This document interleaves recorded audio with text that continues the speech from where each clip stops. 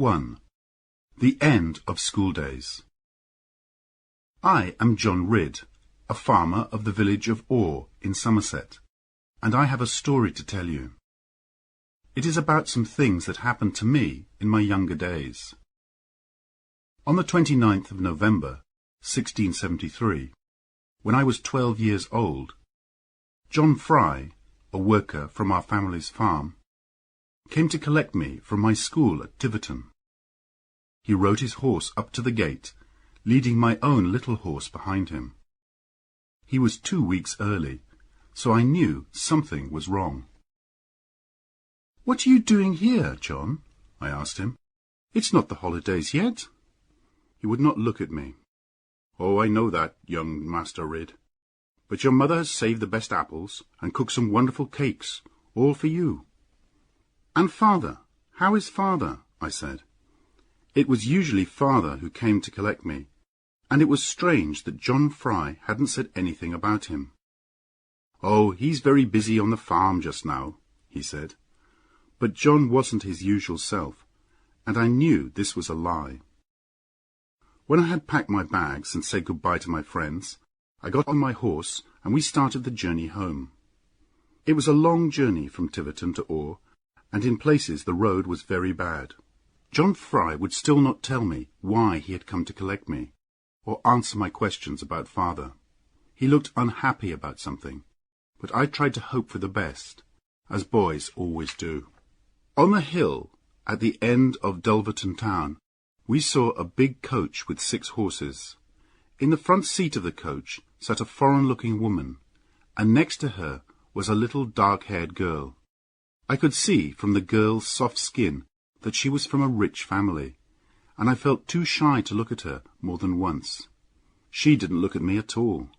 Opposite them sat a very beautiful lady in fashionable clothes, and next to her was a little boy who was about 2 or 3 years old. The woman in the front, I thought, must be the servant of the family. I always remembered the family afterwards, because I had never seen people who were so grand and so rich. After Dulverton, the road got worse and worse, and soon we came into a very dangerous part of the country. This was Exmoor, a place of high, wild hills and deep valleys. And on Exmoor lived a family of robbers called the Doones. Everyone was afraid of them. They had robbed and murdered on Exmoor for many years, and had grown very strong. Now it was getting dark, and a fog was coming down. It was just the kind of night when the Doones would be out, and we were coming near to the path that they always used. I wanted to ride fast and cross the Doone path as quickly as possible, but John Fry knew better. "Go slowly and quietly," he said, "if you want to see your home again." But when we came to the valley where the Doone path was, we heard the sound of horses. "Hide," said John, and we rode our horses off the path and hid. But I wanted to look at the Doones, and went up onto a hill above the path. From there I saw a frightening sight. Below me, moving quietly, were 30 horsemen. They were heavy, strong men, like all the Doones, and they were dressed for battle, carrying guns. Tied to their horses were all the things they had stolen. Some had sheep or other animals, but one man had a child across his horse, a little girl. She had on a very expensive dress, and I thought it was probably for this that the Doones had stolen her. I could not see whether she was alive or dead, but the sight of that child made me sad and angry. When we got home to the farm, my father did not come out to meet us, not even when the dogs ran up and made a lot of noise. Perhaps he has visitors, I thought, and is too busy to come out. But really I knew this was not true. I went away and hid. I didn't want anyone to tell me anything. I heard my mother and sister crying when they came out to find me, but I could not look at them. Later they told me everything. My father had been killed. He had been murdered by the Doones. It happened on his way back from the market at Porlock on a Saturday evening. He was riding with 6 other farmers, and the Doones stopped them and asked them for their money, The other farmers passed their money over at once, but my father was brave. He rode at them, waving his long stick above his head. He managed to hit quite a few heads, but one Doone was waiting at the side of the road with a gun, and shot him. Although we knew it was the Doones who had killed my father, it was useless even to ask the local judges or law officers to do anything about it. They were afraid of the robbers too, or were even helping them. The Doones did almost anything they wanted on Exmoor. They were not local people. They came from the north of England, where their leader, Sir Ensor Doone, had been a rich man with a lot of land. But he argued with his cousin, the Earl of Lorna, who had even more land, and because of the trouble he caused, the king took away nearly everything that Sir Ensor owned. A proud, angry man, Sir Ensor refused to make peace with his cousin, and without his land and farms he became very poor. Then he found that people who had once been happy to know him now turned away from him. After this, Sir Ensor lived his life outside the law. With his wife and family and a few servants, he looked all over the country for a place to live, where no one would know him, and he could start again. He chose Exmoor, where few people live, and found the perfect place to build a new home. This was the place we now call Doone Valley. It is a green valley far from any town, surrounded by steep, rocky mountains. At first, Sir Ensor lived peacefully, and the local people were friendly, even bringing him presents of food. But as his sons grew older, they did not want to work as farmers, and they began to take whatever they needed from the local farms and villages. They carried off farmers' daughters to be their wives and give them sons, and so over the years the Doone family became bigger and bigger. They began as robbers, but robbery had quickly led to violence and murder. The people of Exmoor were too afraid to fight back, because the Doones were big, strong men and excellent fighters, and now only soldiers could hope to break into their valley and defeat them. So there was no punishment for my father's murderer. We buried him quietly, and my mother was left without a husband to manage our farm and take care of her 3 children. We were too young to be of much help to her yet. I was the oldest. Then there was Annie, 2 years younger than me. Then little Lizzie. For a while I wanted revenge. I was strong and growing stronger every day.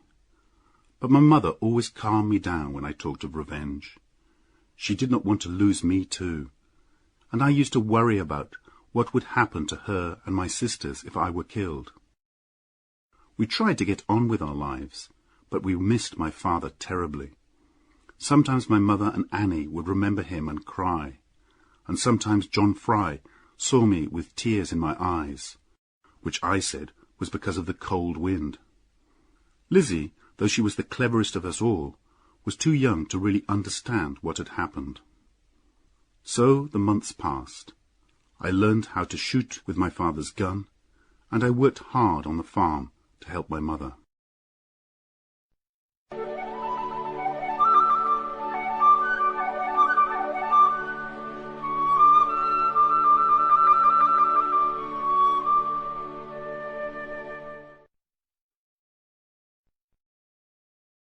Two, a boy and a girl. St. Valentine's Day, 1675, was the day that changed my life forever, though I did not know it then. I was 14. My mother had been ill and was not eating very well, so I went out to find something that she liked. Good, fresh fish, caught from clear water. I went first along the Lynn River that runs through our valley. Then I turned into Bagworthy Water. Though I knew that this river led to Doone Valley, I did not think about it. I went on catching fish and moving up the river. Then suddenly found myself standing at the bottom of the cliffs outside Doone Valley.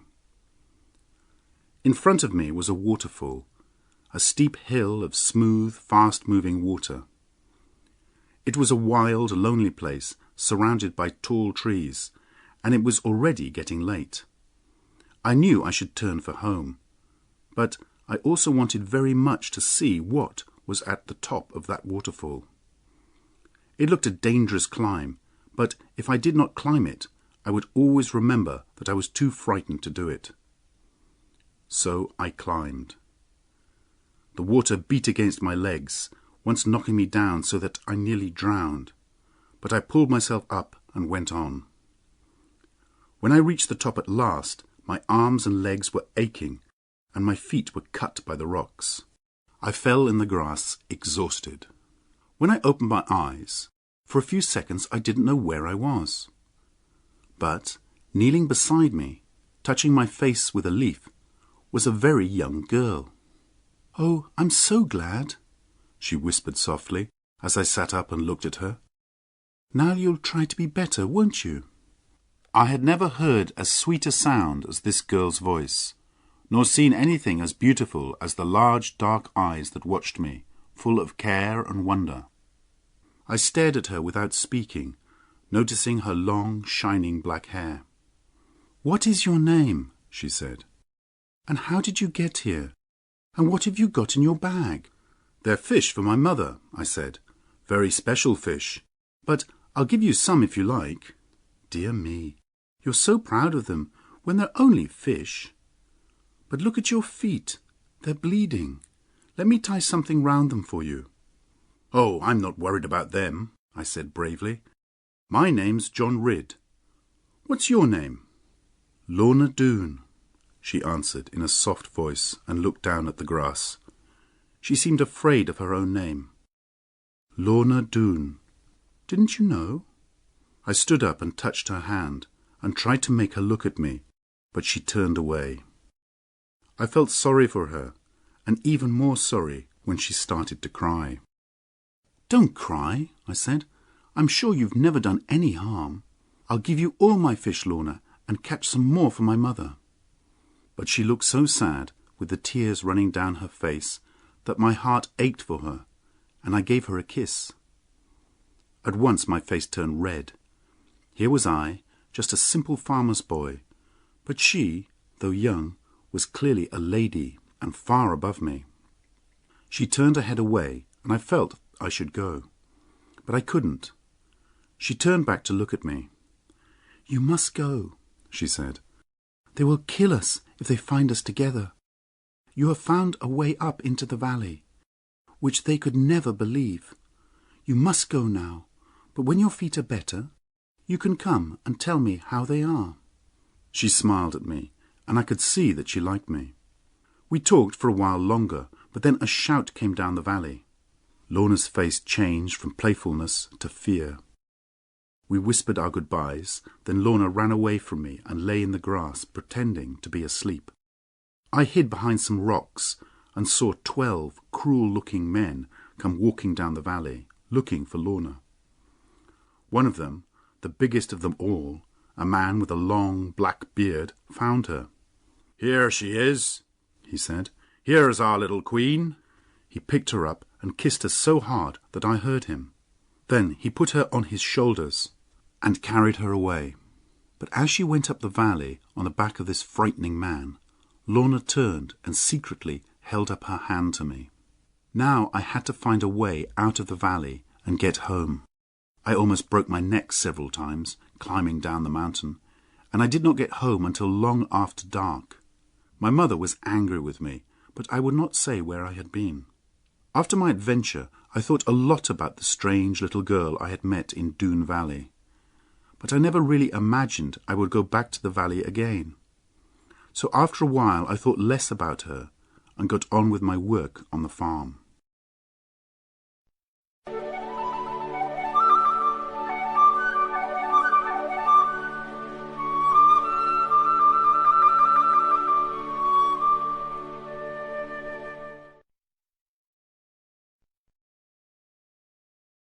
"3. Back to Doone Valley. The months and the years went by, and I grew very tall and strong, as my father had been.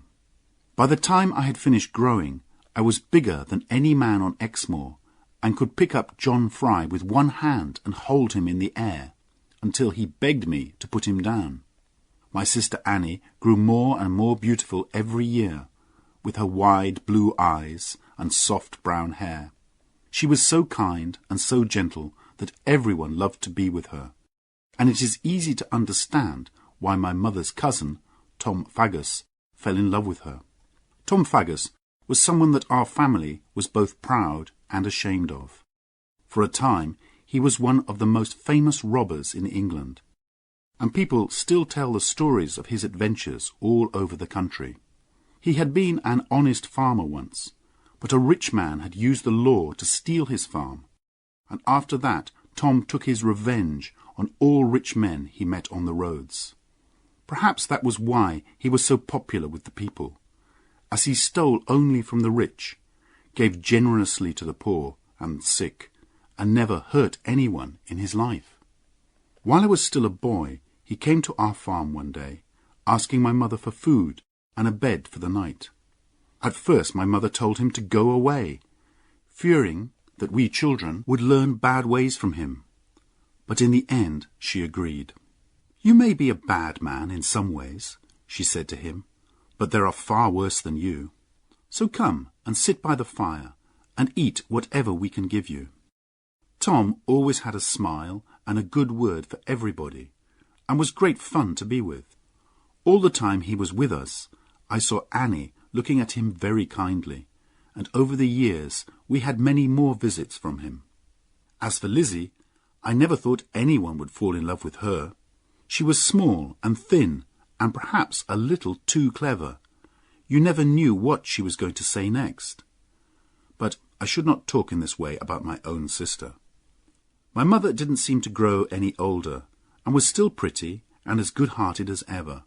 She had never forgotten my father, and as the years went by, she still sometimes cried for him.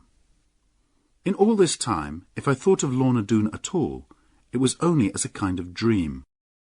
And the Doone men went on robbing and killing just as they pleased.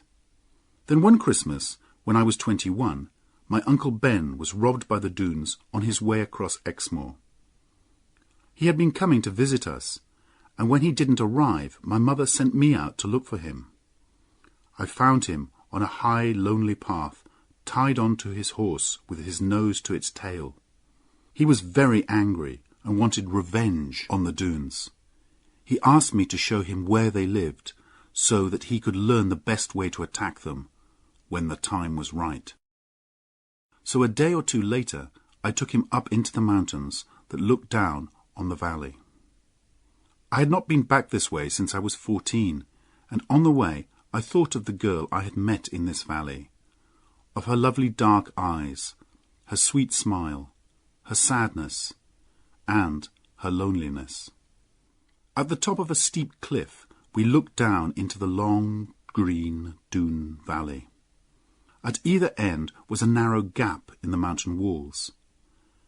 At the further end was the waterfall which I had climbed 7 years before, and at the other was what we called the Doone Gate. This was 2 rocky cliffs facing each other, with only a narrow path between them. It was like the gate of a castle, and it seemed impossible to break into the valley. But Uncle Ben saw a way. "Do you see how you could attack them?" he said. "If you put big guns along the cliffs on both sides, and fired down into the valley, you could defeat the Doones in half an hour." But I was not listening to him. I was looking across to the waterfall end of the valley, and a little figure in white walking there. Someone who walked with a very light step. My heart began to beat more quickly, and the blood came to my face. In 7 years I had half forgotten her, and she would never remember me, I thought. But at that moment, once and for all, I saw my future in front of me, Lorna Doone. On the way home I was quiet, and Uncle Ben asked me many times what was wrong with me. But I could not tell him. The truth was, I had decided to go back into Doone Valley. I waited until St. Valentine's Day, the exact day when I had first entered the valley. Again I followed the river, and again I climbed the waterfall. Although I was 7 years older, the climb was not easy. When I got to the top, I looked around me carefully. In the early spring sunshine, the valley was beautiful. As I looked at the stream and the fields of grass on either side of it, I forgot about any dangers. And then I heard someone singing in a beautiful voice. At first I hid behind a rock, but when I looked out, I saw the lovely sight of Lorna Doone coming towards me, along by the side of the stream. Her beauty frightened me. How could I, only a farmer, talk to her? But something seemed to pull at me, and I came out from behind the rock. At first she turned to run away, not knowing who I was. But then I said, "Lorna Doone!" and she seemed to remember me. A smile broke out on her face. "I'm John Ridd," I said, "the boy who gave you those beautiful fish 7 years ago, today." "Oh, yes, the boy who was so frightened that he hid behind those rocks. I remember. And do you remember how kind you were, and how you wanted to help me? And then you went away, riding on a big man's shoulders, and pretending you had never seen me. But you looked back and waved at me." "Oh, yes, I remember everything, because it isn't often I see anybody. Except, well, I just remember, that's all. But don't you remember, sir, how dangerous this place is?" But I couldn't answer her. She had kept her eyes on me all the time. Large eyes of a softness and brightness and beauty that took my breath away. I felt love taking hold of me, a love too deep and too strong for words. How could I explain feelings that I did not really understand myself? She turned her eyes away from me. "I don't think you can possibly know, John Ridd, the dangers of this place, or what its people are like." I could see that she herself was very frightened. She was trembling from fear that someone might see me while I was there and hurt me.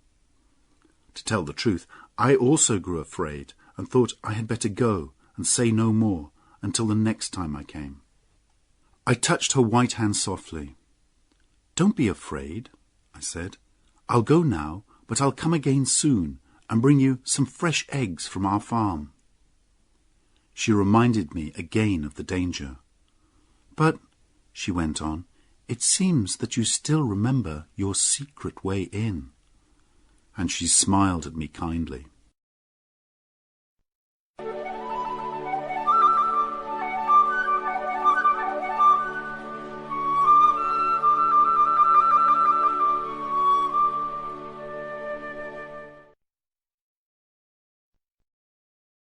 "4. Lorna's Story." I went home with my head in the clouds and my heart on fire with love. All that week I could not stop thinking about Lorna, and I did my work on the farm in a dream. Soon I went to see her again. This time, when she saw me, she came quickly towards me. "Mr. Ridd, are you mad?" she said. "There are men on guard all round the valley.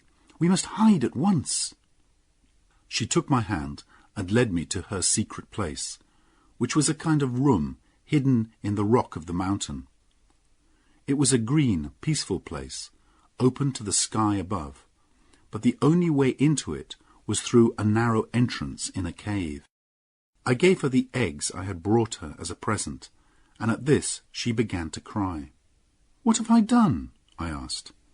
"It's nothing you've done," she said. "It's just a sadness that I feel when I see anything from the world outside. And you've been very kind, and I'm not used to kindness." I wanted to put my arms around her and kiss her, but I knew this would be wrong. So I sat and listened, and I think this made her like me more, because she began to tell me her life story. She told me everything except what her feelings were towards John Ridd. "Only 2 people ever listen to me, or try to help me," she began. "One is my grandfather, Sir Doone, and the other is my uncle, a clever man whom they call the Counsellor. My grandfather is a very old and very hard man, except with me. He seems to know what is right and wrong, but not to want to think about it. And the counsellor smiles a lot and talks about what is right and good, but he never does a good thing himself. My Aunt Sabina used to take care of me, and she taught me very carefully. She was a good person, honest and kind, and when she died, it was like losing a mother. Now there is only one woman I can talk to, Gwenny, my servant. She is my closest friend. I don't remember my father, but they say he was the eldest son of Sir Ensor Doone, and the bravest and best of them all. They say, because of that I am their queen.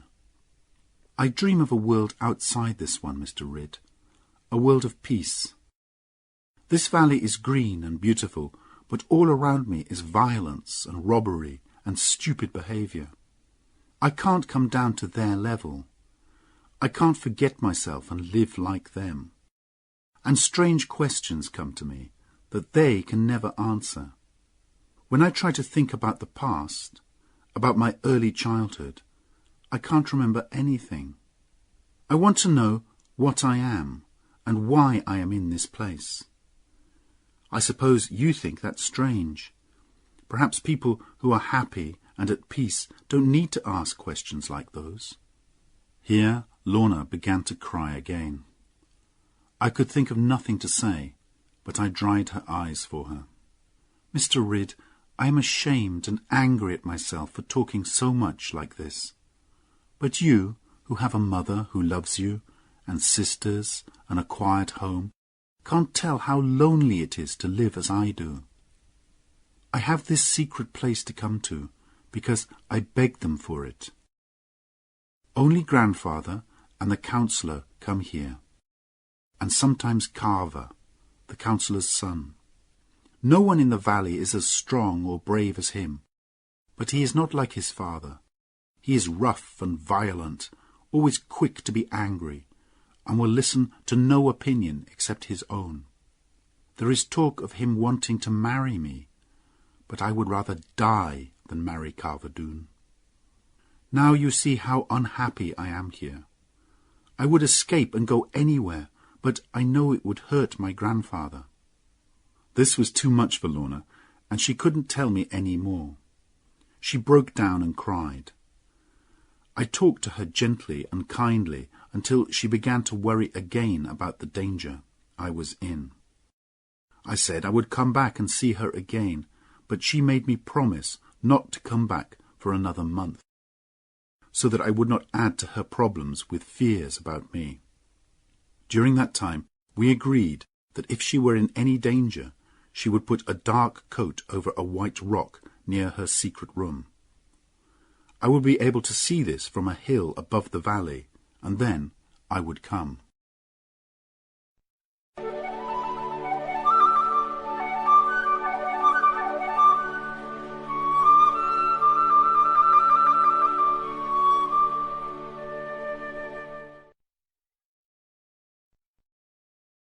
"5. To London. But I was not able to see Lorna again as soon as I had hoped.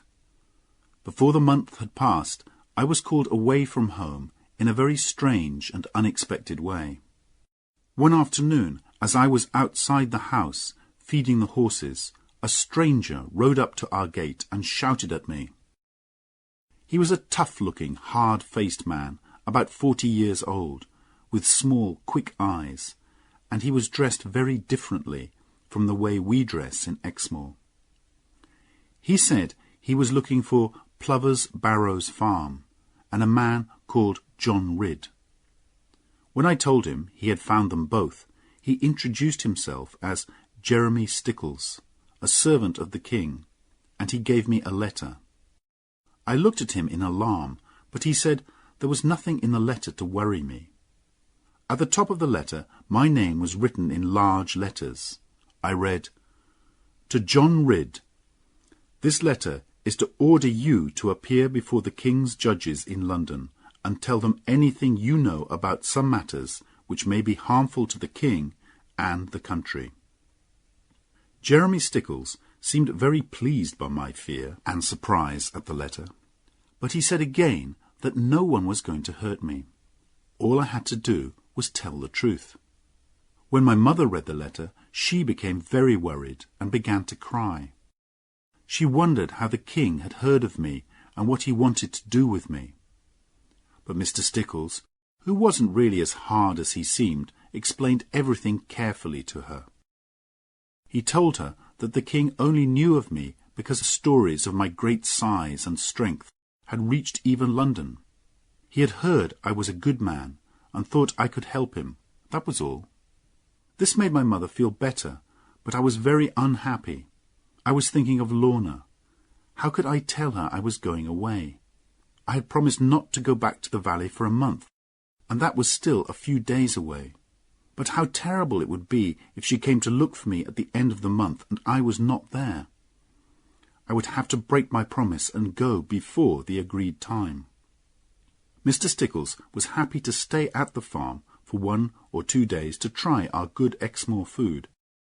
So I used the time to look for Lorna, but I saw nothing of her in the valley, and no signal that she needed me.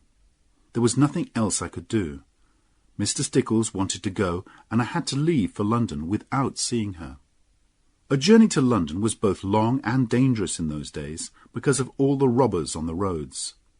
As I said goodbye to my mother and sisters and took my last look at the farmhouse, I felt very miserable. But Jeremy Stickles was a good companion. As we rode, he told me many amusing stories of London life, and we became the best of friends. I did not like London. It was a crowded, dirty place, not at all like Exmoor.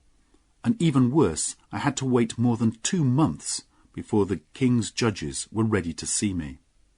There was a lot of trouble in London at that time, with arguments between the king and the city of London. Nobody had time to talk to John Ridd, but I was not allowed to leave and go home. At last I was called to see Judge Jeffreys. Jeremy Stickles had told me about Judge Jeffreys. He was the king's chief judge, and there were terrible stories about him. He became very angry if anyone argued with him, and he had sent many of the king's enemies to their deaths. In the room I walked into, there were 3 men sitting on high seats, and they were dressed in very rich clothes.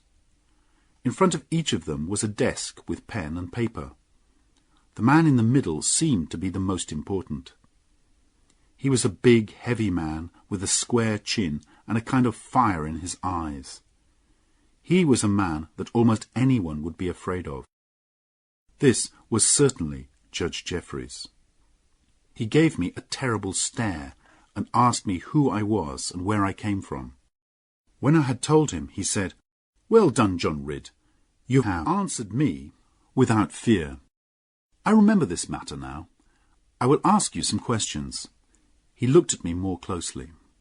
"In Exmoor," he said, "there is a family of robbers. Is that true?" I told him it was. "And why isn't your local judge doing anything about them?" "I suppose he's afraid, my lord. The robbers are very strong, and their valley is hard to attack." "But they must still answer to the law," Judge Jeffreys said. "What's the name of these people, and how many of them are there?" "They are the Doones, and we think there are about 40 men in the valley." "I will do something about these thieves," he said. "Perhaps I will come down to the west myself." But then he stared hard at me again and asked, "Is there any sign in Exmoor of any dislike of the king?" "No, my lord. We don't know much about him." "That's a good answer," he laughed. "But the king knows he has enemies in the country. I see you know nothing about them, though. You're a good man, John Ridd. Keep out of trouble, keep away from the king's enemies, and from the Doones as well, and you will be safe. I was going to use you as a spy, but I see you're too honest. I will send someone else. But never tell anyone what I've said to you." Here he stared at me very angrily. But when he saw he had frightened me enough, he smiled again. "Now, go home, John. I will remember you, and I don't think you will forget me." I had no money left to hire a horse for the journey back to Exmoor, so I had to walk the whole way. It took me 7 days, and I was very glad to get home again.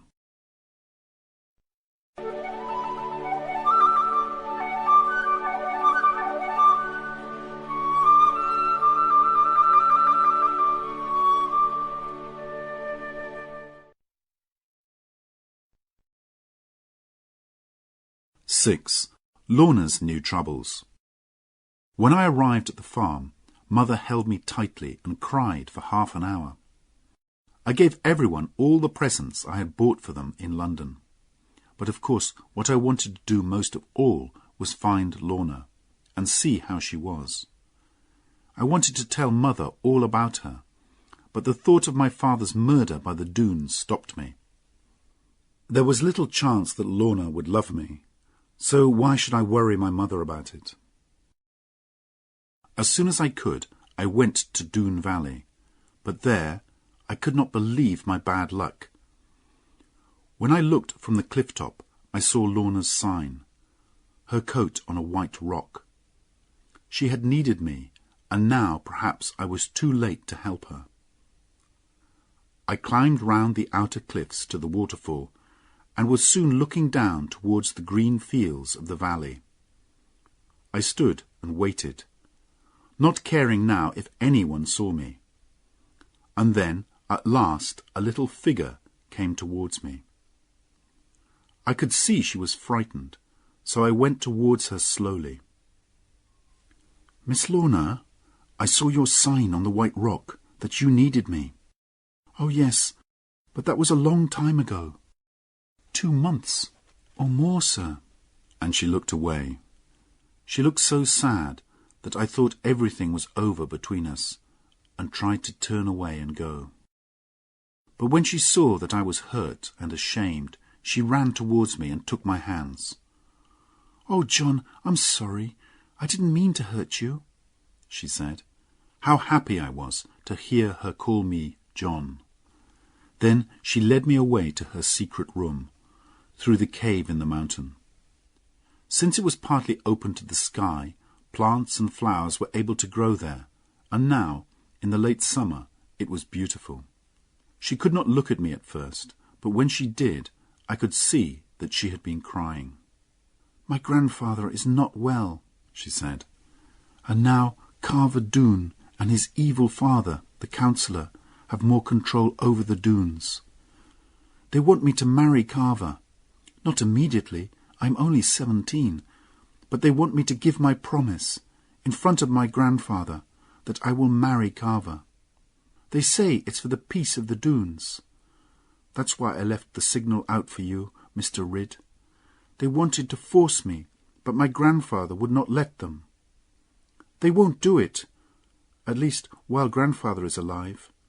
But they're watching me and following me, and I can't go where I want any more. Gwynnie is helping me. If she wasn't, I couldn't even be here talking to you. But perhaps even you don't care about me any more." Her eyes filled with tears, and I quickly explained about my journey to London. I told her how much I had missed her, and how I had worried about her all this time. Then I showed her the present I had brought her from London, a ring with blue and white stones. At first she cried even more, and then came and sat so close to me that I began to tremble. Then I picked up her hand, and, while I was pretending to look at its beauty and softness, put the ring on her finger. "Oh, Mr. Ridd," she said, her face going red. "I thought you were much too honest and simple ever to do something like this. No wonder you are good at catching fish. But no, John, you have not caught me yet, not completely, though I like you very much, and if you will only keep away, out of danger, I will like you even more." With tears still in her eyes, which seemed to come partly from wanting to love me as much as I loved her, she kissed my head. Then she gently took my ring off her finger, and kissing it 3 times, gave it back to me. "John, I cannot take it now," she said. "It would not be right. I will try to love you dearly as you could wish. Keep the ring for me until then. Something tells me I will earn it, very soon. This time I promised Lorna that I would not come back to see her for 2 months.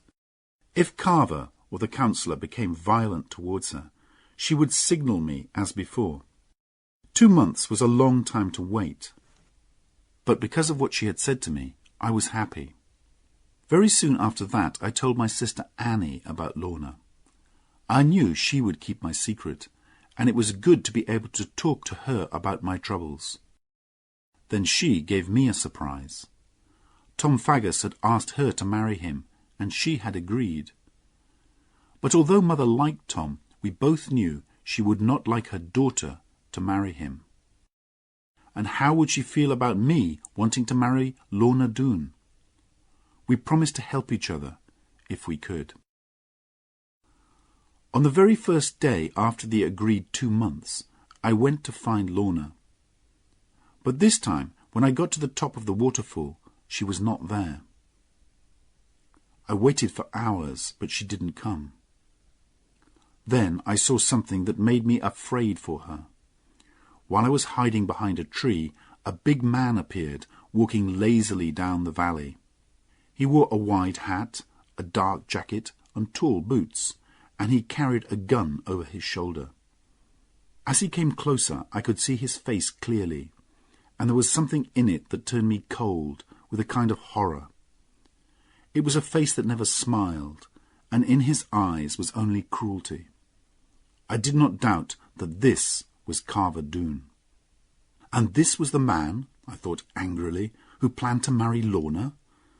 He had no idea I was there, but I almost hoped he would discover me. If we could fight hand to hand, a fight between us would be fair, as he was the only man I knew who was near my size. But I knew it would be a mistake to fight Carver. Whether I won or lost, the Doones would learn about me, and I would never see Lorna again. When, by the evening, Lorna had still not appeared, I went home. I went back to the valley every day for 2 weeks, but never saw Lorna. I saw Carver Doone again, though, walking with his gun round the top of the valley, and that worried me. I was sure that Lorna was in danger. I would go into Doone Valley and find her. This time I decided to go by the Doone Gate. It was a dangerous route, but I knew it would be useful to know how the Doones defended the main entrance to their valley. At night, the Doone Gate, with its tall black cliffs and sharp rocks, was a frightening place. There were no guards outside, and very quietly and carefully I entered the narrow, dark path between the cliffs. Soon I saw a light shining round a corner of the cliff, and, staying close to the rock wall, I stepped carefully up to the corner and looked round it. 2 guards were sitting by the light, with their guns on the ground beside them. Here the cliffs widened out into broken, rocky ground, with deep shadows between the rocks. The guards were clearly not expecting an attack, and were drinking and talking. I stood and watched, and while I was wondering what to do, they began to argue, and then to fight. This gave me my chance. I went slowly along the cliff wall, and then moved quickly into the shadows of the open rocky ground. The guards were so busy with their fight that they did not see or hear me, and I was soon past them and going down the hillside into Doone Valley. Lorna had told me that her grandfather's house was the first one after the gate. So, carefully and quietly, I went towards it and stood below one of the windows. I could not shout or call out because there were other guards around the small village, but luck was with me that night. Lorna came to the window, opened it, and looked out up at the night sky. I whispered her name. She jumped in alarm, but then looked down and saw who I was. "John," she said. "Oh, John, you must be mad." I was going mad because I didn't know what had happened to you, but you knew I would come. "I hoped you would. But do you see, they have put these bars across my window." She put her hand out through them, and I took it and kissed it, and then held both her hands in mine. "Oh, John, "You'll make me cry," she said, though I could see she had already been crying. "We can never be together. Why should I make you unhappy? Try to forget me." "Never," I said. "If we want to belong to one another, Lorna, no one can stop us. Only God, if he wishes it. Now tell me, why have you been kept in prison here?" "My grandfather is very ill now. I'm afraid he won't live long. The councillor and his son are the masters of the valley. They want me here where they can see me, so that I can't escape from Carver. And Gwynnie is not allowed to move about now, so I couldn't send you a message or signal you. You must watch this house day and night, John, if you wish to save me. There is nothing they couldn't do. If my poor grandfather... Oh, I can't think only of myself when I should think of him." "How can I leave you even one more night here, Lorna?" I said. "You must, John," she said. "You're so brave, but I love you too much to let you stay any longer. Yes, it's true, but I cannot leave my grandfather while he's dying. So, if you love me, John, you must go." "I'll go for now, but when I hear that your grandfather has died, I will come and get you out of here. If I promise to take you safely away, will you come with me?" "Yes," she said. "Of course I will." So now I took her hand in mine again and put my ring on her finger. I had kept it in my pocket since the day I had first brought it to her.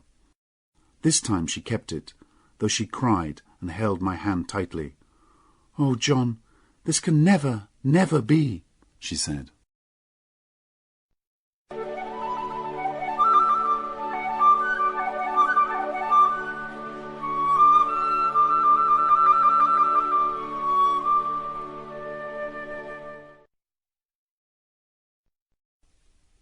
(7) Lorna leaves the valley. I left Doone Valley by my own secret route and went home to make plans for bringing Lorna to the farm. It was time to tell Mother all about Lorna and the danger she was in. At first Mother was very angry and unhappy at my news. She talked wildly about going away and leaving the farm, but after a time she began to calm down. "When you see her, Mother," I said, "I'm sure you will love her like a daughter, and I know she will love you with all her heart. She is so good and gentle." Mother was too kind-hearted to be angry for long. She cried a little more, then smiled and said, "Well, God knows what is good for us. You must bring her here, John, and I will teach her how to be a farmer's wife." Lorna and I had agreed a new signal. There was a tall tree near her grandfather's house, which I could see from the cliff top above the valley. In the top branches of the tree there were 7 large birds' nests from last summer. Gwynnie could climb like a cat, and if one morning I saw only 6 nests, then Lorna's grandfather was dead and she was in great danger. It was a bad winter that year. We had more snow than anyone could remember, and on Exmoor the snow was soon so deep that no one could walk on it safely. I had to find a way to cross this, but I had an idea. Lizzie had once shown me a book about the icy countries of the far north, where people wore snowshoes. The book had pictures of these wide, flat shoes which stopped travellers' feet going down through the snow. For the first time I thanked my sister in my heart for reading so many books. I found some wood and animal skins, and soon I had made some snowshoes, like the ones in Lizzie's book. We had a sled on the farm, which we used when the ground was covered in ice. A horse could not pull it in this weather, but with my snowshoes I could. I could use it to carry Lorna and her servant. Some days later I saw only 6 birds' nests in the tree, and that evening I tied myself to the sled and left for Doone Valley. I took the sled to the waterfall, which was now a fall of ice, and tied it up there. Then I continued on foot, going around the south side of the valley towards the Doone Gate. But when I looked down, I saw there was a quicker way to reach Lorna. The sides of the valley, like everything else, were covered in deep snow, and here the snow was smooth and icy. I looked around to check that there were no dunes in sight, then sat down on the icy snow and pushed myself off. In seconds I had slid all the way down the mountainside and landed in a hill of soft snow at the bottom. At Sir Ensor's house I whispered Lorna's name below the window as before. This time Gwynnie let me in, when she was sure who I was. But inside I saw a terrible sight. Gwynnie looked almost mad with hunger, and Lorna lay back on a chair, as white as the valley all around us. "Good God!" I said, and ran to her. I took her in my arms, but she was so weak that she could not speak at first. "We've been kept in here for days without food," said Gwynnie, "and they were going to keep us here until Lorna agreed to marry Carver." "We must leave at once," I said. "Will you come with me, Lorna? I promise to take you safely through the snow." Lorna gave me her lovely smile. "Of course I will, dear," she whispered. "Of course I will." "And you too, of course, Gwynnie," I said. "Be quick now, and help me to get your mistress ready."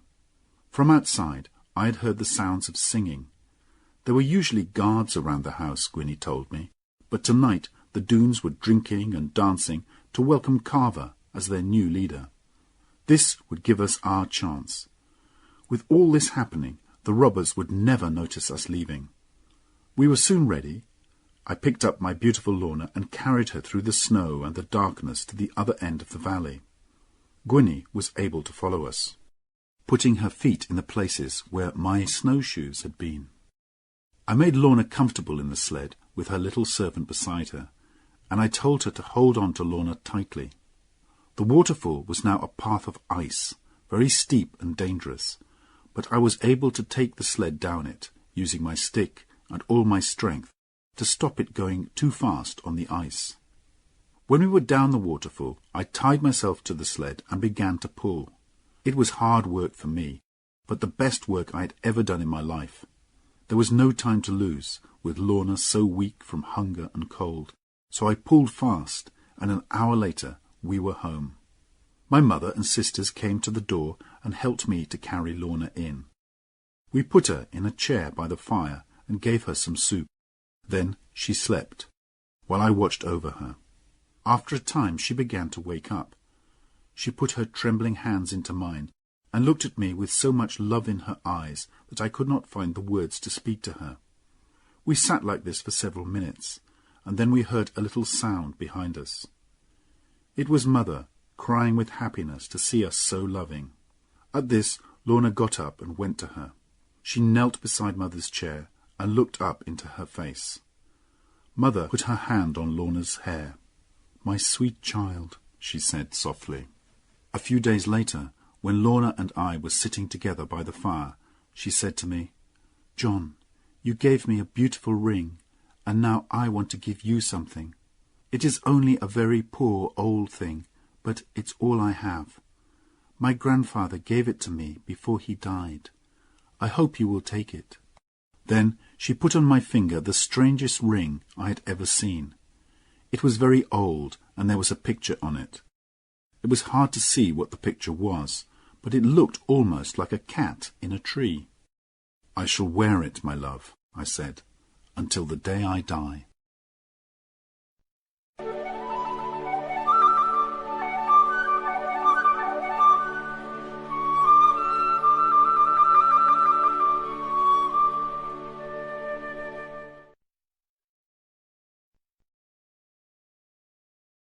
(8) The Attack. Soon everybody in our part of Exmoor knew that Lorna Doone was at Plover's Barrows farm. So I knew the Doones would come looking for Lorna as soon as they could.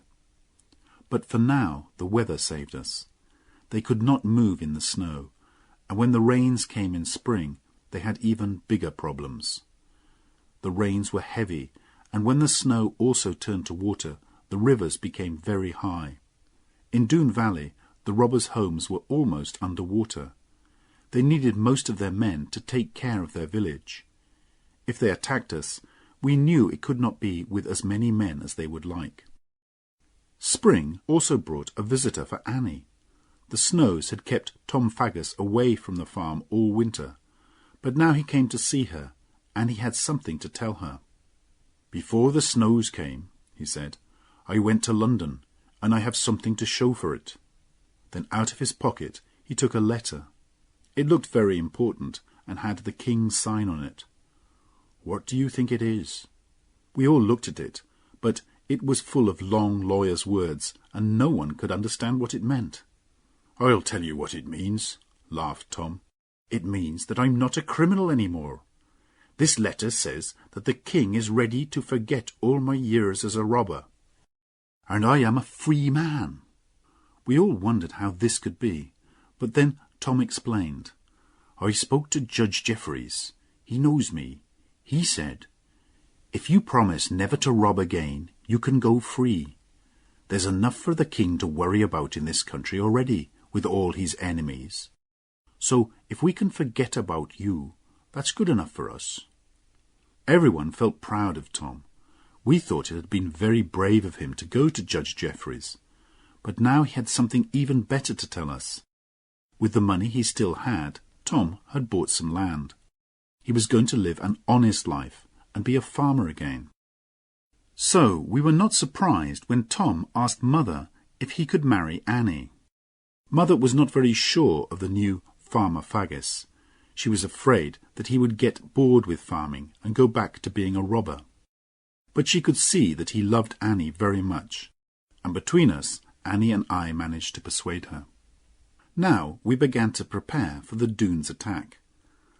Though the rivers were still high, people had begun to see a few of the robbers out on the roads, and we knew it would not be long before we would have to fight them. As we were preparing, we received another visitor, my old friend Jeremy Stickles. This time, though, he had not been sent to find me. To our surprise, he told us that he had been spying in Exmoor for many months. He had been sent down this way again by Judge Jeffreys and the king. "You must not tell anyone what I'm doing," he said, "but I have been sent to do important work. The king has many enemies, and now I have been given some soldiers, though only a few, to help me look for them. But I have to ask you, can my soldiers and I stay here for a while?" I agreed immediately. When the Doones attacked, it would be a great help to have soldiers staying in the house. I told Jeremy all about Lorna, and he promised to help defend our farmhouse against any Doone attack. The next day Stickles came with his men. There were only 6 of them, but even to have these was a help. All we could do now was wait, and be ready each night for an attack. One day I came home late from the fields and found all the women trembling with fear. Lorna had seen Carver Doone. She had gone out in the evening to look at some flowers by our stream. There were thick bushes on the other side, and when Lorna looked up, she saw 2 cruel black eyes staring at her. She was too frightened to move. Carver could not cross the stream because the water was too high, but he lifted his gun and fired at the ground by Lorna's feet. "Unless you come back tomorrow," he said, "and tell me how to destroy that farmer Ridd, who will soon be a dead man because of you, this will be the place of your death." Lorna told us this, trembling. We knew that Carver would not wait until tomorrow, and we got ready for an attack that night. When the Doones attacked a farm, they always started fires in the hay ricks first, to frighten everyone and show what they could do. So when darkness came, I went with my best gun and a heavy stick to one of the hay ricks and waited beside it. I had made sure that Lorna stayed in the house, but little Gwynnie climbed a tree near the river. From there she could see up the river to the only place where it was possible to cross. Soon the moon came up, and before very long Gwynnie came running towards me. "10 of them, coming across the river," she said. "They'll be here in a minute." "Go into the house and tell Mr. Stickles and his men. I'll stay here and watch," I said. The robbers broke down our gate and rode towards the house. I could see the soldiers hiding in the shadows, waiting for the order to fire. But the Doones then turned towards the hayricks. "Kill every man and every child and burn the farm," came the deep voice of Carver Doone. "Start over there." He was pointing to the hayrick where I was, though he could not see me. "But remember, Lorna is mine, and I will kill any man who touches her." As Carver spoke, I pointed my gun at him, but, will you believe me? I didn't shoot. I had never killed a man, nor even badly hurt one. I did not think it was an easy thing to do. Now I can say that I wish I had killed him. But I put my gun down and picked up my stick, a more honest weapon than a gun, I thought. 2 young Doones came towards me with burning sticks. The first put his stick to the hayrick I was standing near, and it started to burn. I hit him on the arm and heard his bone break as he fell over with a shout of pain. The other man ran to see what had happened, and I took his fire stick and broke it. Then he jumped at me, but I caught him, broke his arm, and threw him on top of his friend. I could still see Carver and wanted to jump at him, but I knew he would simply shoot me. While I was thinking about it, there came a loud noise and 6 tongues of flame from near the farmhouse. Stickles had ordered his men to fire at the Doones as they came towards the house. 2 fell, and the others ran back. They had something to think about now. No one had ever fought the Doones as we were doing that night. Now my moment had come. I came out from my place near the burning rick. I knew Carver Doone by his size, even in the shadowy moonlight. And I took hold of him by the beard. "Do you call yourself a man?" I said. For a second he was too surprised to do anything. No one had ever looked at him the way I did now. He lifted his gun, but I was too quick for him and knocked it out of his hand. "Now, Carver Doone, take warning," I said. "You think you are so much better than everyone else, but you are no more than an evil robber. Lie low in the dirt from which you came." Then I kicked his feet from under him and knocked him down. When they saw that he was down, the other Doones ran, but Carver simply got up and walked away, shouting at me and everyone. We wondered whether to chase the Doones, but Mr. Stickles said it would be too dangerous on the moor in the dark. One thing was certain. The robbers had known defeat that night on our farm, something they had never experienced since the day they came to Exmoor, and they went home without 4 of their men. 2 were dead, shot by the soldiers, and the other 2 were the men whose arms I had broken by the hayricks. We buried the dead men in the fields, and Jeremy Stickles sent the 2 wounded men to the prison in Taunton.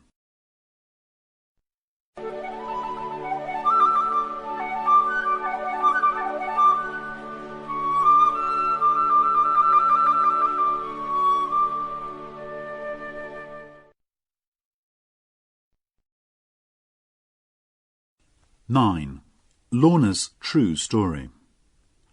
The Doones' attack had been defeated. We knew that they would come again as soon as they could in larger numbers. But for now, Jeremy Stickles gave me something else to think about. My dearest wish was to marry Lorna as soon as I could. But after Jeremy's story, I began to wonder if it would ever be possible. A few days after our battle with the Doones, Jeremy said he had something to say to me. "John, I didn't think the time was right to tell you this before, but now you must hear what I have to say. As you know, I've been riding around Exmoor for many months, looking for information that might be useful to the king. I remembered all that you told me about Lorna, and I think I have discovered something about her. It may not be easy for you to hear, John. Are you ready?" "I will do my best," I said. So he began his story. 6 or 7 months ago, before the snows began, I stopped at an inn on my way from Dulverton to Watchet. The inn was all by itself, right by the sea, and was very quiet. I was the only person staying there, and the woman who owned the inn sat down and talked to me during my meal. She was dark and foreign-looking and intelligent. I was very interested to know how an unusual woman like her had come to live in this lonely inn, and she told me her story. She said that she was from Italy, and her name was Benita. Many years ago, while she was working in Rome, she had met an English family. They were travelling in Italy because they'd had a terrible argument in England with another family. Benita did not know much about the argument, except that it had been about land. Benita liked this English family. They were very rich, but they were also kind. So when they asked her to travel with them and take care of their children, she agreed. She loved the children, a little girl and boy, so she was very happy in her work. At first everything went well. Together, Benita and the family travelled up through northern Italy and into France. But on the French side of the Pyrenees, the husband of the family had a riding accident and was killed. His wife was deeply unhappy and would not move from the place where he had died for many months. But finally she decided to go home to England and try to start life again. Benita stayed with her, and they took a ship to the Devon coast. They stayed at Exeter, and then left in a coach for Watchet, in the north of Somerset. The lady had a house there, where she planned to live. They were warned at Dulverton about robbers on the roads, but the lady would not listen. She even travelled at night, which, as we know, is a very dangerous thing to do. So, of course, they were attacked by robbers. It happened near the sea. The coachman drove onto the sand, and the robbers followed on their horses. The coach's wheels began to go down in the soft sand, and as the robbers came nearer, the lady pointed to one of them and said, "I know that man. He's our family's old enemy." Then a great wave crashed against the coach and turned it over. Benita hit her head on the door and could not remember what happened. The next thing she knew was that she was lying on the sand and the robbers had gone. She looked around for her mistress and saw her sitting on a rock with her dead son in her arms. The little girl had disappeared. Benita and the two coachmen took the lady into the town, but later that night she died. "This is a sad story," said Jeremy. "Give me a drink, boy." I saw that there were tears in the brave man's eyes. "What was the lady's name?" I asked. "And what happened to the little girl? And why did Benita stay there?" "I will answer the last question first," said Jeremy. "That's the easiest. Benita stayed in that place because the Doones, if that's who they were, stole everything from the coach, and she had no money. She could not go back to Italy. She married a man who lived near the place because he was kind and could give her a home." "But the little girl, Jeremy, what happened to her?" "John, can't you see it? You're more likely to know than anyone in the world. As certain as I sit here, that little girl is Lorna Doone." The truth was, I had guessed this almost from the beginning of Jeremy's story, but it was almost too painful to believe, and I wanted Jeremy to say it. When he described the coach leaving Dulverton, the picture was very clear to me, because I remembered that coach, with the foreign-looking woman, the beautiful lady, the little boy, and the young, dark-haired girl. I had seen them on the day John Fry came to collect me from school, on the day I learnt my father had died. I also remembered the frightening sight I saw later that night, of the Doones riding with the things they had stolen, and the one with a little girl across his horse in front of him. I also remembered my anger. Now I saw how the very same day had been the blackest and unhappiest of both my and Lorna's childhood days, and how, from the very start, our lives had been joined together. But there was still one question to answer. "What was the family's name?" I said. "The father was Lord Dougal. He came from a very grand family. But there is more to this. Look at your ring, John, the one that Lorna gave you. Look at that strange sign of a cat in a tree." I saw that same sign above the inn door. That is the sign of the house of Lorne. It is the family that Lorna's mother came from. John, your Lorna belongs to one of the richest and most famous families in England.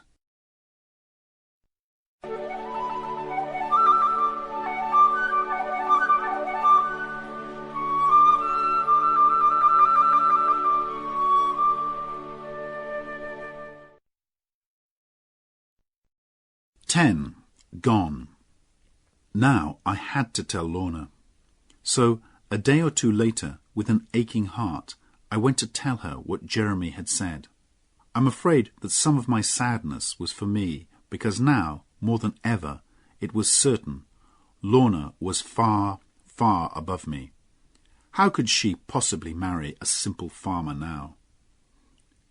We sat in the garden, and she held my hand while she listened without a word to what I said. But by the look in her beautiful eyes and by her trembling hand, I could tell how she was feeling. At the end, she turned away and cried for her poor parents. But she spoke not even one word of anger about what had happened to them. Then, to my surprise, she turned to me and caught me in her arms and kissed me as she had never done before. John, I have you and only you, and I want no one else. It does not matter how rich or important my family is. It was impossible to doubt those clear, deep eyes and bright, trembling lips. But I was afraid of what the future would bring. To me, she was Lorna Doone, but to the world, she was Lady Lorna Doone, young, beautiful, and rich. And if the world learnt about her, it would want to take her away from me. Now the date of Tom and Annie's wedding was decided, and I went to Dulverton to buy a present for them. As I was riding, I had time to think more about what Jeremy had told me. It was clear from his story that Lorna's mother's family, the Lornes, were the family with whom Sir Ensor Doone had argued about land before he came to Exmoor. This explained why Lorna's mother had called him her old enemy when she saw him that terrible night. And this must be why the Doones had carried Lorna away and kept her and never told her who she really was. If they could marry her to a Doone before she learnt the truth, perhaps they hoped in this way to get the Lorne family's land. They would be rich and important again, and, at the same time, have revenge on the Lornes. But it would have to be a lawful marriage, so Sir Ensor had taken good care of Lorna and kept her safe from the wild Doone men, and Carver, seeing how beautiful Lorna had become, had decided to marry her himself. In Dulverton I stayed with Uncle Ben and his granddaughter Ruth. She was a beautiful and intelligent girl and had often been very kind to me. I did not spend too much money on a present in Dulverton. I was saving for my own wedding to Lorna. I had told her that if her family's great riches ever came to her, I would not touch any of her money. In fact, we had both agreed that we would give nearly everything to the poor and live simply. 3 days later, dreaming hopefully of the future, I walked into the kitchen at home and saw immediately that something was wrong. Then Mother and Annie told me that Lorna had gone. 2 men had come from London. They were lawyers and had been sent by the king's judges to take Lorna away. The judges had heard that she was still alive, and they and her uncle had ordered her to come to London. Her uncle was Earl Brandir, the last living person in her family, and Lorna now had to live with him. She could not refuse. She was not yet 21, so she had to do what this uncle and the judges said. Of course, she had begged the lawyers not to take her, but they said they had their orders and they could not wait for her to say goodbye to me. Upstairs, by my bed, Lorna had left me a letter. I ran up to read it. She said she loved me, and she said goodbye, and the letter finished like this: John, we have been through so many troubles and dangers, but there is no doubt that we belong together. You must believe me. Whatever happens, I am yours. But I could not stop myself from thinking, it is over. Later, I wondered how the judges and Lorna's uncle had heard that Lorna was still alive. Perhaps Jeremy Stickles had mentioned her in his spying reports to the king and Judge Jeffreys. Perhaps the Doones themselves had sent the news to London in order to get their revenge on me. The daughter of so famous a family would not be allowed to marry a simple farmer and live quietly in Devon. Jeremy was away on one of his spying trips now, so I could not ask him about it. But anyway, there was nothing he could do. The weeks and months passed, and life on the farm seemed lonely and empty. After Annie married Tom and went to live with him, I felt even more alone. Sometimes I used to go over and see her in her new home, but it was not the same as having her by my side, the friend and companion from my childhood days.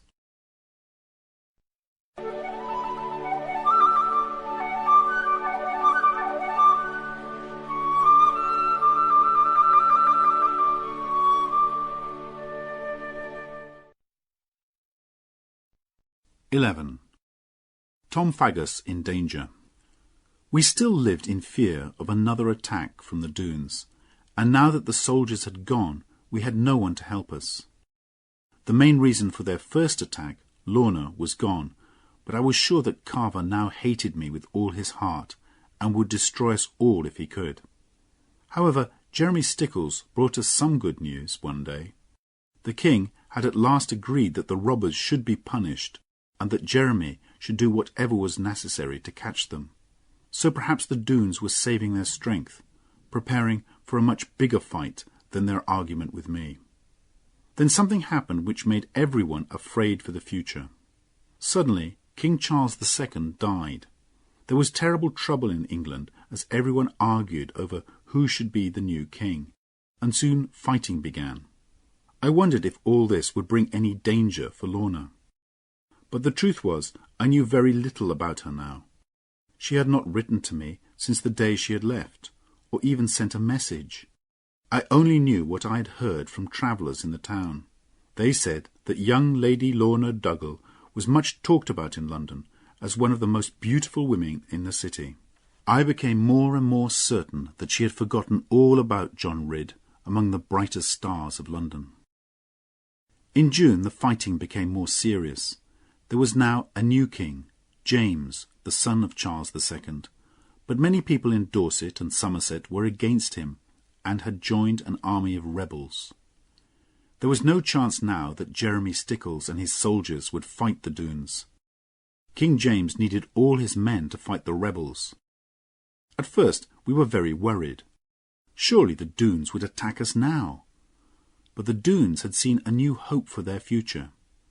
They had joined the king's enemies, hoping to win back their old land in the fighting. So they had sent most of their men to join the rebels, and were too busy again to worry about the Ridds, at least for a while. As for me, I had decided that this battle between the king and his enemies was not my fight. Most people in the towns and villages around Oare were on the king's side, and we gave no help to his enemies. But sensible people stayed at home. Too many men would die in the fighting anyway, without our joining them. However, I did get involved in the troubles, because one rainy day Annie came to see us with some bad news. She ran into the kitchen, her face wet with tears. "Oh, John," she cried, "you must help me." "Whatever is the matter, Annie dear?" I said. "It's Tom," Annie cried. "He's gone to join the rebels. And you must go after him and bring him back." We had been afraid of this. Tom could not forget the excitement of his old life and had become bored with farming. Mother was very unhappy and did not want me to go, but I had to help my unhappy sister. And although I knew it would be dangerous, I was quite glad of the chance of adventure. Perhaps, who knows, I would learn some news of Lorna on my travels. So I promised to fetch Annie's husband home, and early the next morning I rode away on our fastest horse. I went from town to town, asking for news of the fighting, but it was 4 days before I finally found the two armies at Bridgewater. There had been a great battle the night before, which the rebels had lost, and many of them now lay dead or dying on the battlefield. I shall never forget that terrible sight. I thought Tom must be dead, and I walked all over the battlefield looking for his body. Several times I stopped in my search to give some poor dying man a last drink from my water bottle.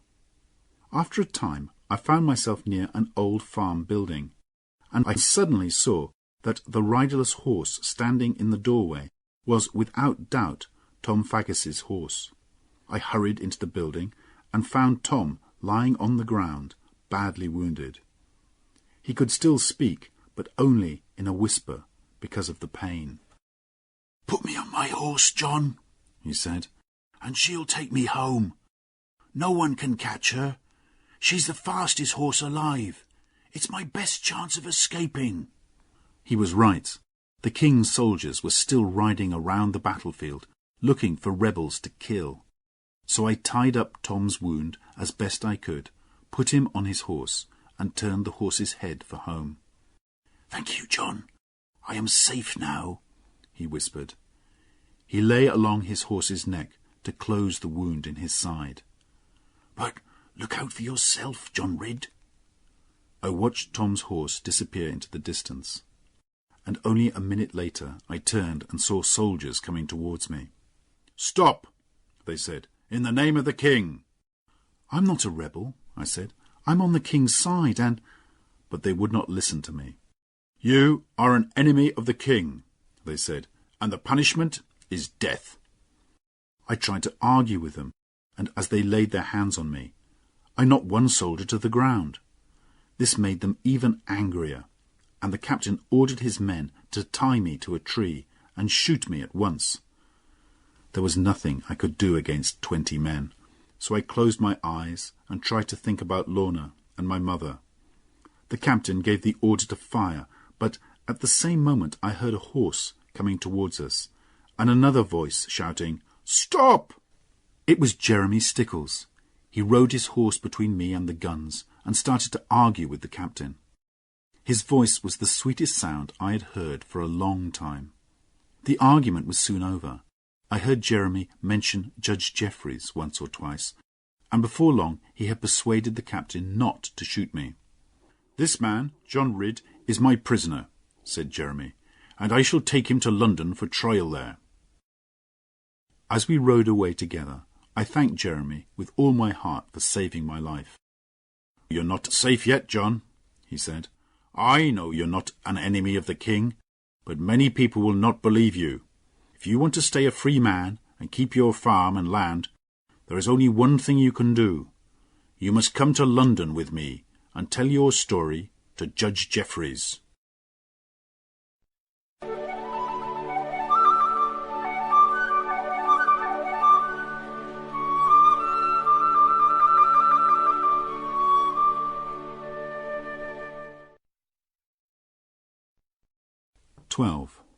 Love and Revenge. London, of course, was where Lorna was, but it was 5 weeks before I saw her. Because I was a kind of prisoner, I was not allowed to move freely around the city, and I had to report every day to the judge's rooms. However, I came before Judge Jeffreys at last. He remembered me, believed my story, and gave me papers which said I was a free man and an honest servant of the king. I was now free to go and see Lorna, but, to tell the truth, I was a little afraid. It had been a year since she left Exmoor, a year without one word or letter from her. Did she remember the old days in our farmhouse?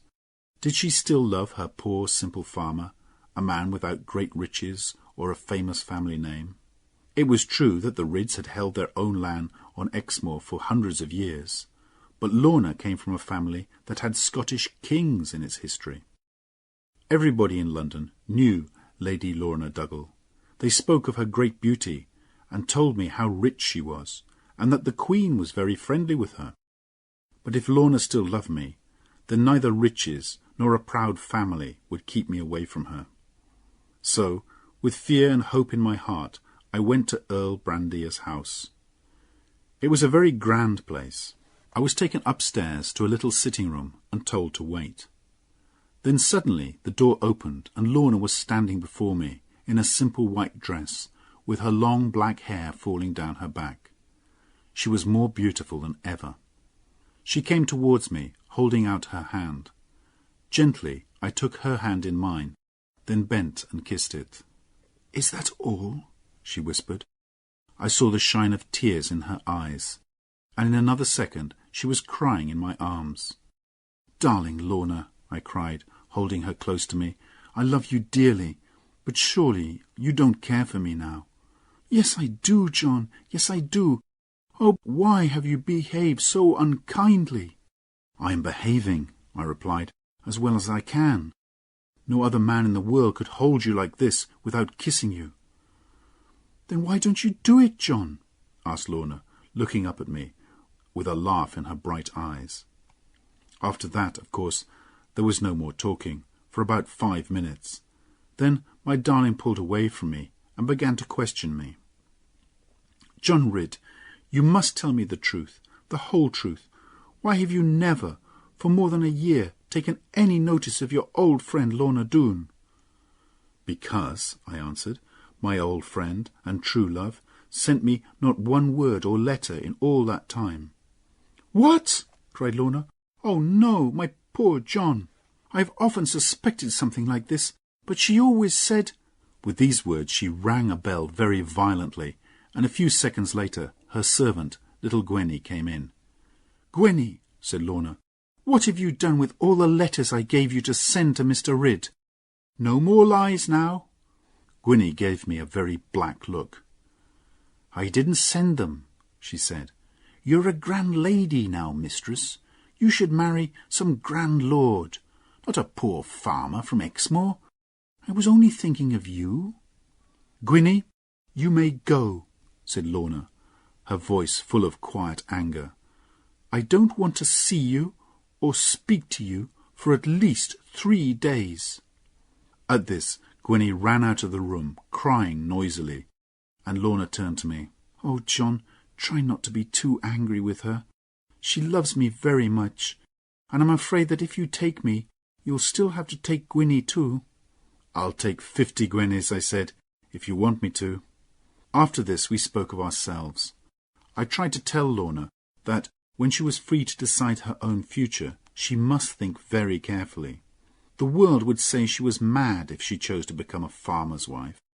Of course, at Plover's Barrows Farm she would have a comfortable home, plenty of good food, and all the love and care I could give her. But it was not the same as being a grand lady who owned half of Scotland and who could marry any lord she wanted. Lorna could not wait for me to finish. "I decided long ago, dear John," she said very seriously, "that you must be my husband. I think it was the day you climbed up the waterfall with your shoes off and a bag of fish for your mother. So after all these years of loving, shall little things like money and a family name separate us? They mean nothing. I have not been here a year, John, without learning something. Oh, how I hate it. Only my uncle and Gwenny really care for me. All the rest are only interested in my land and money. Oh, John, you must never leave me. It would break my heart." Of course, I gave in at once and said, "Darling, you must do exactly what you please." For that she gave me the sweetest of kisses, and as I left, I went grandly down the great stairs of Earl Brandier's house, thinking of nothing else except that. For the rest of my time in London, I went to see Lorna every day, forgetting all about my poor mother and the work that needed doing on the farm. Then one day I received a letter from Lizzie, and I realized that I must get home as quickly as possible. My darling Lorna cried and held me close, but she understood why I had to go. Lizzie's news was this. Jeremy Stickles and his soldiers had finally made their attack on Doone Valley, but it had failed, and Jeremy had been injured. This was the worst possible thing for Exmoor. Now the Doones would make more trouble than ever before, and of course they would attack our farm. When I got home, I learnt that the Doones were robbing everyone around them, and the whole of Exmoor was living in fear of them. Then a few weeks later, something even more terrible happened. The Doones came one evening to the farmhouse of Kit Badcock. a neighbour of ours, while he was out working in his fields. They broke down the door and stole his young wife, Marjorie. 2 of them carried her, screaming and fighting, to their horses, and then rode away. Meanwhile, the other Doones were searching the house for food and drink to steal, and one of them found the Badcock's little son crying in the kitchen. He picked the baby up, threw him into the air, and let him fall onto the hard stone floor. The child's neck was broken, and he died at once. It made me sick just to think of the cruelty of this man, and when people heard this terrible story, they were very angry. They said it was time for the people of Exmoor to take their own revenge.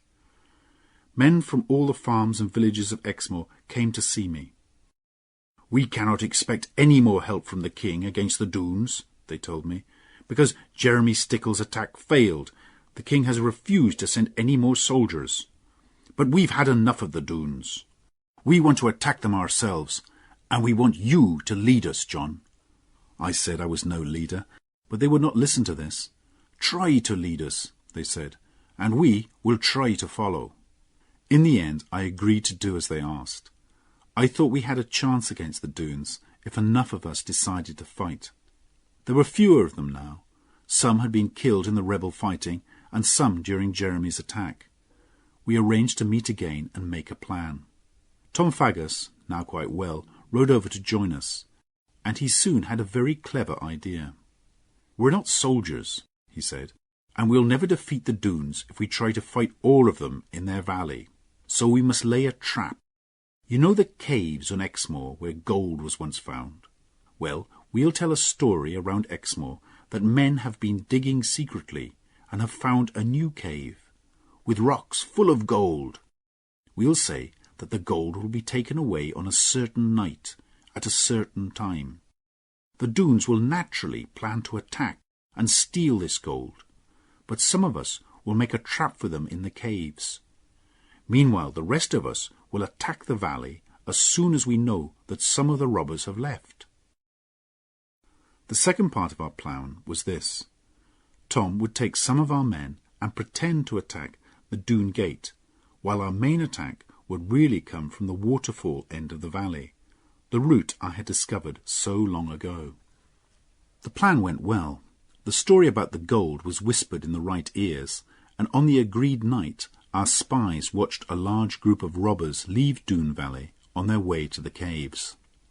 Meanwhile, as the moon rose above the hills, I was leading my 20 men to the bottom of the waterfall.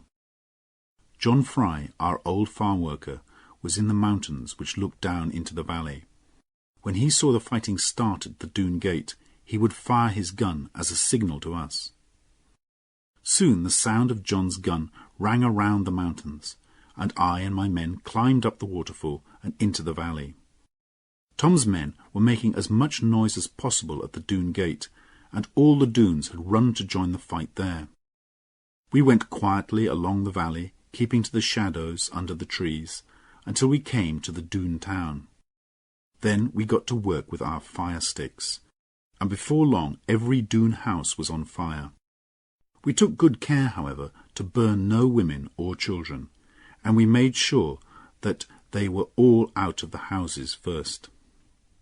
When they saw the flames and smoke rising from their houses, the Doone men came running back from the gate. By the time they reached us, the whole valley was burning, houses, trees, everything, right up to the sides of the mountains. As the men came towards us, we saw that there were only 12 of them. In the bright firelight, they could not see us, but we had them right in front of our guns. There were so few of them that I thought we could take them as prisoners. But my men did not wait for a word from me. They saw the chance of revenge on the men who had burnt their homes and stolen their women for so many years. They fired, and 5 Doones fell dead. The robbers fired back wildly, but they could not see us clearly in the shadows. Soon all the guns were empty, and the battle became hand-to-hand fighting, with knives and sticks. I stood to one side. The only Doone I wanted to meet was Carver, but as I started to look for him, I saw something white in the grass, moving close to the ground. I ran to see what it was, and found the counsellor. I recognized him from Lorna's descriptions, and here he was, on his hands and knees, trying to escape from the fighting. The white thing I had seen was his long white hair. When he saw me, he got to his feet. He knew at once who I was. "John Ridd," he said, "won't you be kind to an old man? Let me get away from this violence, John." "I will let you go free, sir," I said, "but on one condition. Tell me honestly, which Doone killed my father?" "I will tell you honestly," he said, "though it hurts me to say it. It was my son, Carver." "I thought it was him," I said, "but you were not there, so I don't blame you." "I've always been against violence," the counsellor said, shaking his head sadly. "And now, John, let me go." He was an evil, lying old man, but I let him go. I don't know what happened to him, but he was never seen again on Exmoor. Then I went to look for Carver, but did not find him. Afterwards I heard that he had led the Doones who had gone to the gold caves. Our trap was successful, and all the Doones had been killed, all except Carver, who had ridden his horse through the attackers and escaped. The Doones were totally defeated, though.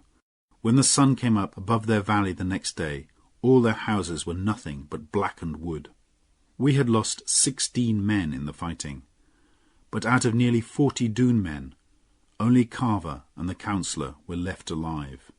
But the thought that Carver, that cruel and violent man, was still living somewhere on the moors, did not give me much peace.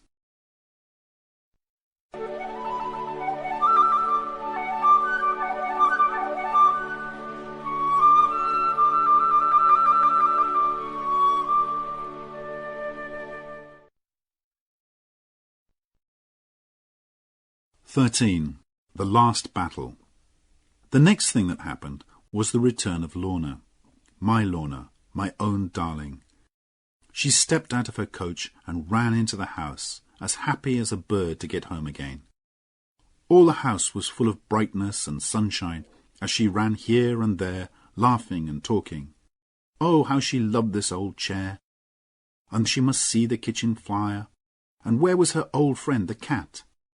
As for me, I threw my best hat over the hayricks and shouted for happiness. Lorna was now free to make her own decisions, she told us. Earl Brandir had died.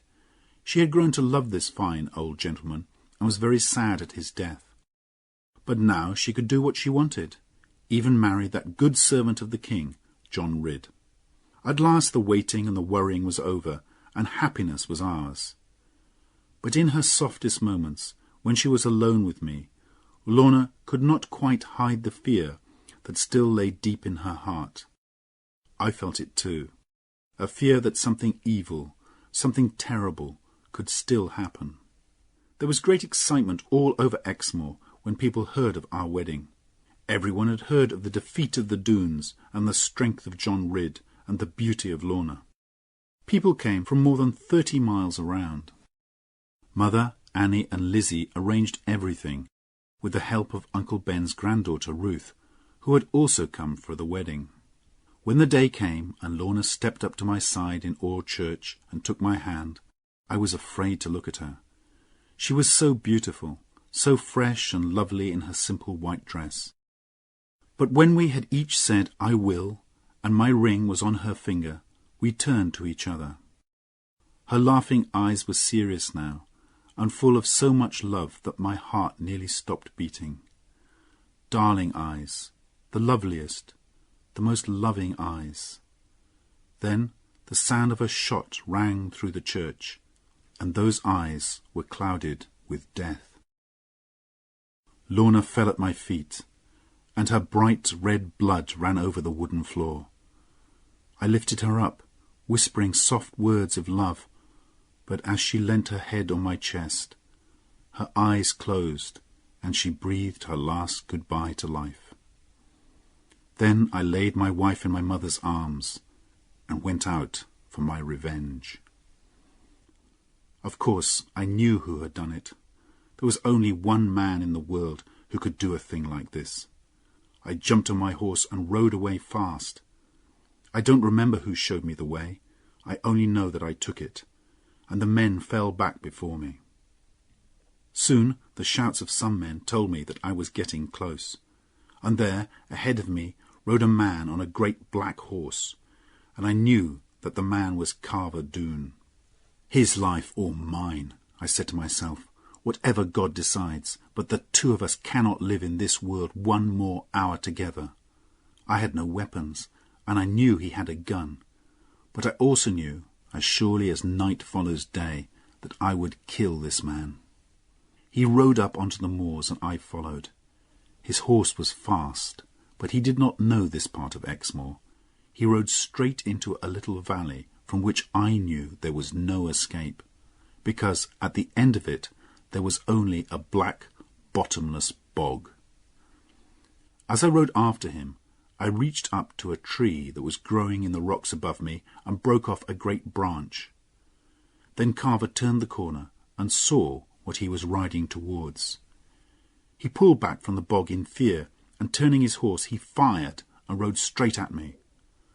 The bullet hit me somewhere, but I took no notice. I put my horse across his path, lifted the branch above my head, and brought it down hard on his horse's head. Both horse and man crashed to the ground. Before Carver could move, I jumped down. He got up with a black look on his face and started to speak. For an answer, I hit him on the side of the face. I would not dirty my mouth by speaking to this man now. Then he ran at me and put his hands around my neck. I had never met strength like this, and felt my neck would break. But I took hold of his arm and almost pulled it from his shoulder. Then I took him by the neck, as he had done to me. His eyes burned with anger, and he threw himself against me. But God gave me great strength that day. In 2 minutes he was lying on the ground, half dead. "I will not hurt you any more," I said, when I could breathe again. "Carver Doone, you are beaten. Go on your way.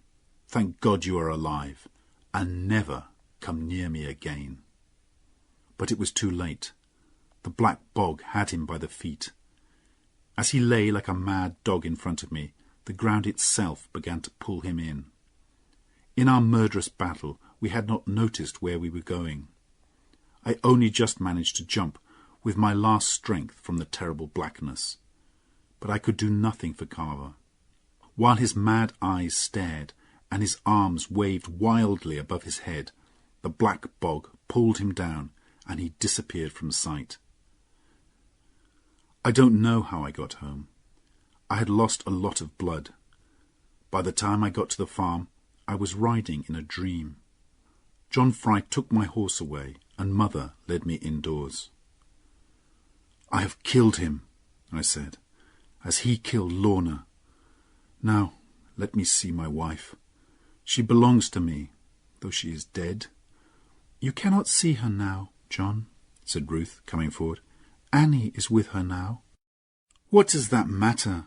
Let me see my dead one, and then die." All the women moved away from me, crying. Only Ruth stood by me and put her little hand in mine. "John, she is not your dead one. She may still be your living one, and your wife. But you must not see her now. The sight of you like this will certainly kill her." I could not understand what she was saying, but I let them lead me upstairs to my bed. The bullet had broken a bone in my chest, and I was soon in a fever. It was only much later that I learnt how Ruth had saved Lorna's life. When I had run out of the church, Ruth had taken control. She had made John Fry and the other men carry Lorna home immediately. There she cut off the wedding dress, pulled the bullet from Lorna's wound, and stopped the bleeding with cold water. All this time Lorna lay still and white, and everyone was sure that she would die. But Ruth covered the wound with a cloth, kept her warm, and made her drink a little wine from a spoon. And after a while everyone could see that Lorna was still breathing. She lay close to death for many days, but with Ruth's loving care she slowly began to get better. Meanwhile I lay in my bed, only half conscious, and in my fever I did not believe them when they told me Lorna was still alive. I knew in my heart that she was dead, and I had no interest in life. A life without Lorna was worthless, without meaning. Mother cried, and thought that I would die. But after 6 weeks the fever left me. I was so weak that I could not leave my room. Outside the sun shone on the spring flowers, but in my misery I cared nothing for the beauty of the world. Then the next morning Ruth came to see me. "John," she said, "are you well enough to see your wife? I was afraid to bring her before while you were so ill." "I don't understand," I said, staring at her. She went away, then came back, and behind her was Lorna.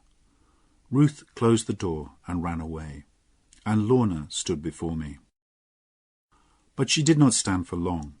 She ran to me and managed to get into my arms, although they were too weak to hold her. She put her warm young face against mine and would not look at me, preferring kissing to looking. I felt my life come back to me. I felt the happiness of living and of loving. I felt the sweetness and the sadness of my Lorna's tears, and the softness of her loving lips, and the world, suddenly, was a good place again. I have not much more to tell. Over the days that followed, Lorna sat beside me, and we watched each other getting better. We have never tired of watching each other since. Now we live peacefully on the farm. Though Lorna still has great riches, we never use the money, except for some poor neighbour. I sometimes buy her beautiful clothes, but she soon gives them away, or keeps them for the children.